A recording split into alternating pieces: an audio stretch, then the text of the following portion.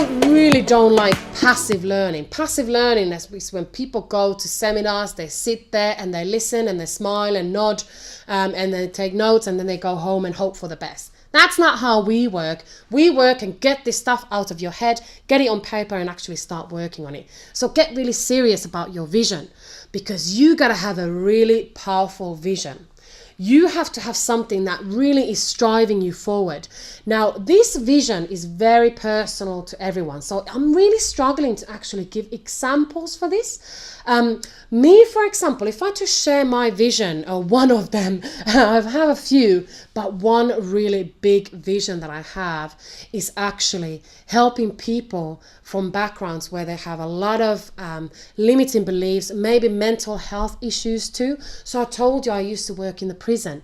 I've helped a lot of people overcome very quite challenging traumatic experiences, and I've developed an ability to do that over the years through all the different teachings that I've done and all the different learning and all the different practice that I've done. And for me, my big vision is to help prisons actually reform. So I want to help prisons to change the way that they are looking after prisoners to make sure that they don't reoffend. Now that is a massive vision, and that's almost a mission impossible. But do you know what? That is such an important vision. Why? Because actually when I've been walking on the streets after my days of work in the prison, I have met some of the prisoners there who have been released. So do you know what? When people tell me, oh, you take your job too seriously, you try and give too much for the prison and for the people that you work with, I have to laugh at that a little bit. If you find that people tell you that you work too hard, that is actually, there is a little secret of success there, a little seed of success. Listen to that. If you take your job really seriously and you put your heart and your soul into it, and you work so hard that you don't even notice that the time goes, that's the key to your success. Your work ethics transfer into your business. So have a really powerful vision. Maybe your vision is something to do with your personal life. Maybe your vision is some kind of lifestyle or situation in your life. Maybe it's something to do with your children. Maybe it's something to do with your health. Maybe it's something to do with whatever that might be. Have a very powerful vision. And write down now, take a moment to write down what is something that you really, really want to achieve through your business or in your life, and something that how your business relates to that. So take a moment, pause now and write down briefly, one sentence, what is your vision?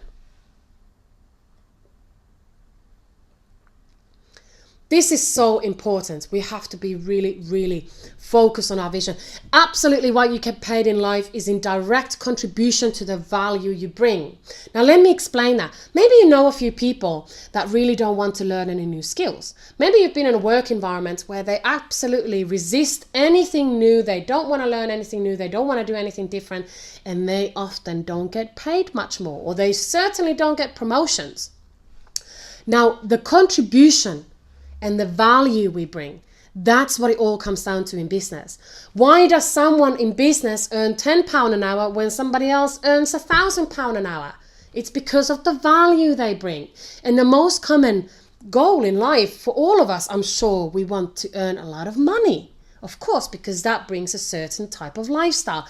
Nothing wrong with wanting to earn a lot of money, as long as you don't love money and you don't depend, you don't consider having money as the be all and end all of your happiness. But it's that money that it can bring to you. What kind of lifestyle can it bring, and how can you help other people with that money? But it's also the value you bring determines how much money you make in business. So it's really important that you focus on self-development.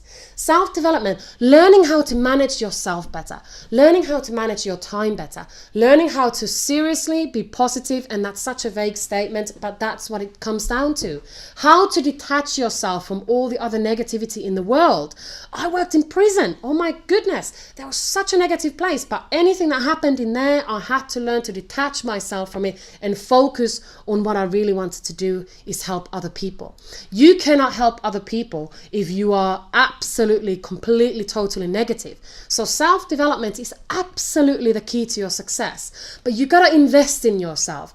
I personally have invested over 6 figures in developing myself, getting all those certificates over the years, getting all those degrees, and also I have invested a lot in my business to make it work in the way that I want to. And I had to invest in myself because I know the value of that. You are the person, you are the thing in your life that follows you forever. Other things come and go, but you and your brain and your body is what stays with you forever. So invest in yourself. And many people wonder why they don't have recognition, why other people don't maybe buy from them, why don't they get promotions. But if you don't believe in you, if you're not ready to invest in you, then why should other people be?